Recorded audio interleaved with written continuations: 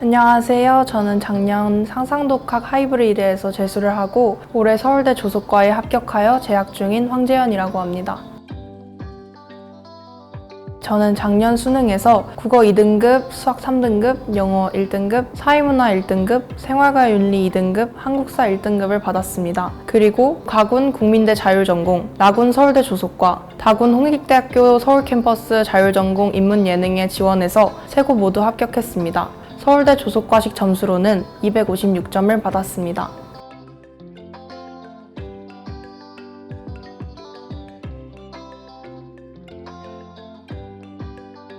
현역 때 홍익대학교 조속과 수시에서 1차를 합격했음에도 서울대에 진학하고자 하는 욕심이 생겨서 2차 면접을 가지 않고 정시까지 이어나갔었습니다. 작년에도 환삼 점수 255.5점으로 성적이 낮지 않았고 나름의 실기에 대한 자신감이 있었어서 합격을 기대했지만 가나 다군을 모두 떨어지면서 사실 많이 상심했었습니다. 다시 입시를 시작할 때 자신을 돌아보는 시간을 먼저 가졌었는데 실기 준비에서 많이 미흡했구나 하는 판단을 내릴 수 있었고 서울대학교 조속과에 진학하고자 하는 욕심이 컸어서 수시로 홍대를 다시 지원하기보다는 수학을 해서 다군 홍대 서울을 안정적으로 붙여놓고 서울대 실기에만 몰입해서 도전해보자 하는 판단을 내렸습니다. 내신도 챙기랴, 교내 활동도 챙기랴 분주했던 고등학교 시절과 다르게 오로지 입시에만 집중할 수 있는 1년을 보내고자 했습니다. 제가 실기시험 때 많이 긴장하는 스타일이라는 것을 알게 되어서 목표로 하는 서울대 외에는 비실기 학교를 지원해서 서울대 시험장에 들어갈 때에는 믿을 구석이 있도록 만들고 싶었습니다. 그래서 2월달부터 재수학원을 알아보게 되었습니다. 처음에는 강남에 있는 일반 재수종합학원에 등록했는데 실기를 하러 갈 시간도 마땅하지 않았고 너무 좁은 교실에 많은 사람들과 함께 있으면서 저에게 필요하지 않은 수업까지 들으려니 스트레스를 받아서 다른 곳으로 옮겨야겠다고 생각했습니다. 알아보던 중 예체능 전문 재수종합학원인 상상미학에서 독학재수관을 신규로 개원했다는 것을 알게 되었고 너무 좋은 자습공간과 시대인재에서 강의하시는 선생님들의 수업을 선택하여 들을 수 있다는 점, 그리고 스스로 시간표를 계획해서 1년을 보낼 수 있다는 점에서 저에게 딱 맞는 학원이라고 생각하여 등록하게 되었습니다. 저는 10월달까지 주 2일은 실기를 하루 종일 하고 하루는 반나절 정도 실기학원을 갔습니다. 그래서 절대적인 공부량이 아쉬울 수밖에 없었는데요. 선택과 집중을 해야 한다는 생각에 공부 시간 배분에 있어서도 고민이 많았던 것 같습니다. 국어는 저에게 컨디션을 많이 타는 과목이었습니다. 집중하고 넘길 건 넘기며 읽었을 때는 다 맞거나 하나 틀리기도 하지만 어느 하나 신경 쓰이거나 당황하기 시작하면 80점대까지도 계속 왔다 갔다 하는 과목이었습니다. 그래서 아무리 망해도 2등급은 되도록 저점을 높이는 것에 집중하기로 했습니다. 수능날 첫 시험 때 망했다는 생각으로 뒤에 이어지는 과목들에 영향을 주지 않게끔 국어를 대하려고 했습니다. 저희는 수능이 끝이 아니니까요. 독서 파트는 서바이벌과 주간 모의고사를 통해 연계되는 개념에 익숙해지는 정도로 만족을 하고 독해에 초점을 두고 공부를 했다면 문학 파트는 밥을 먹는 시간에도 EBS 연계 강의를 듣거나 사용 설명서를 읽으며 등장인물 관계나 주된 줄거리에 익숙해지도록 했습니다. 사회탐구는 현역 수능 때 2과목 다 만점을 받아서 6월 모의고사 이전까지는 잊어버리기 쉬운 과목인 생활과 윤리는 계속 김미양 선생님 수업을 들으며 기억을 유지하고 사회문화는 혼자 모의고사를 푸는 정도로 감을 유지하며 다른 과목에 시간을 투자했습니다. 7월부터는 사회탐구의 비중을 늘려서 문서연 선생님의 사회문화 수업에서 서바이벌을 응시하며 허점을 찾고 잘못 알고 있었던 부분을 계속 수정하면서 빈틈을 줄였습니다. 생활과 윤리는 김미양 선생님의 커리큘럼인 피버, 파워, 터치 수업을 모두 수강하면서 따로 크게 자습 시간을 가지지 않고도 안정적으로 유지되어서 평가원 분석과 수업 복습에만 중심을 두어 공부했습니다. 수학과 영어는 서울대 입시는 둘 다 감점제이지만 제가 처음부터 홍대 서울 캠자를 마치 보험처럼 지원하고 싶은 마음이 컸기 때문에 수학에 있어서는 고민이 컸습니다. 초반 6월 전까지 모의고사를 푸는 것은 제가 따라가기에 벅찬 느낌이 있어서 대표님과 상담 끝에 다른 방법으로 해보기로 하고 인강도 병행하며 자습에 초점을 두고 공부했습니다. 처음부터 대표님은 자습 시간에 방점을 두고 말씀하셨는데 6월에 5등급을 받을 때까지 사태의 심각성을 잘 인지하지 못하다가 시험지 앞에서 얼어붙는 저를 스스로 발견하고 그때부터 통학 시간이나 자투리 시간에도 계속 복습하고 강의 수강에 시간을 많이 투자했습니다.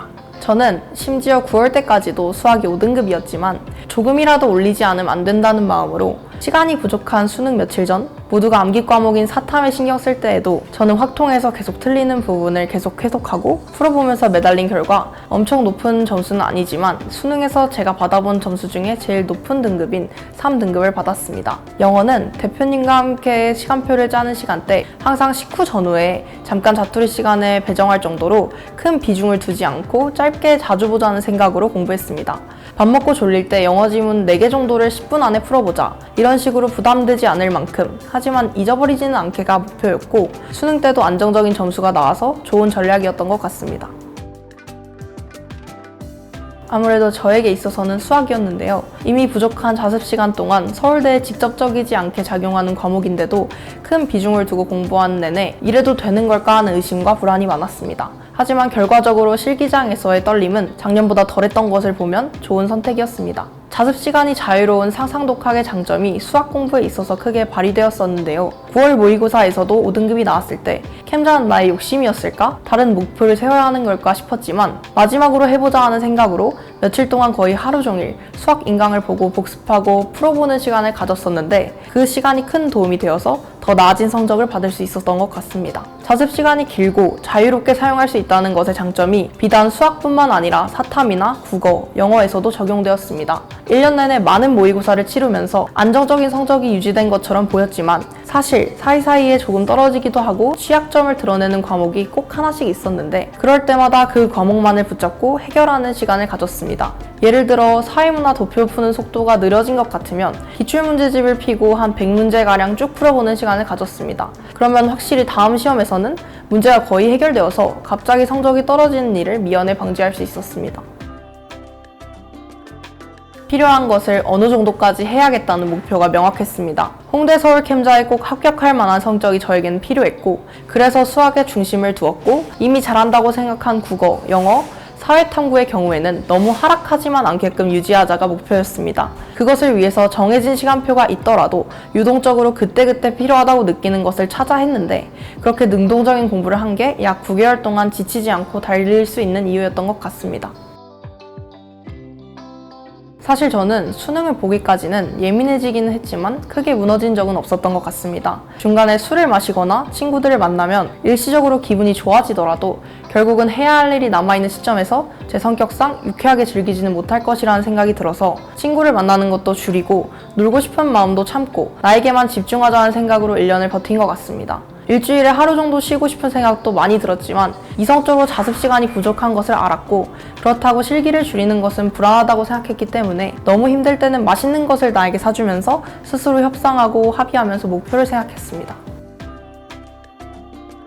어떤 수능도 당황스럽기 때문에 적당히만 당황하자. 작년에는 국어가 어렵고 사탐이 쉬웠고 이번엔 국어가 쉽고 사탐이 어려운 편이라는 게 전반적 의견이라고 저는 알고 있습니다. 시험장에서 시험이 어떻게 나올지 모르고 1년에 한 번이라는 압박감 때문에 긴장하여 더 제 실력 발휘를 못할 수밖에 없는 환경이라는 점에서 수능은 어려운 것 같습니다. 하지만 모두에게 어려운 시험이기에 적당히만 당황하면 대박이 터지진 않더라도 쪽박은 아니겠거니 하는 생각을 했습니다. 그 전에 열심히 준비한 시간을 믿고 요행을 바라기보다는 평소대로만 비슷하게 나와주길 난 1년 동안 열심히 했으니까 라는 마음으로 들어가야 하는 시험 같습니다.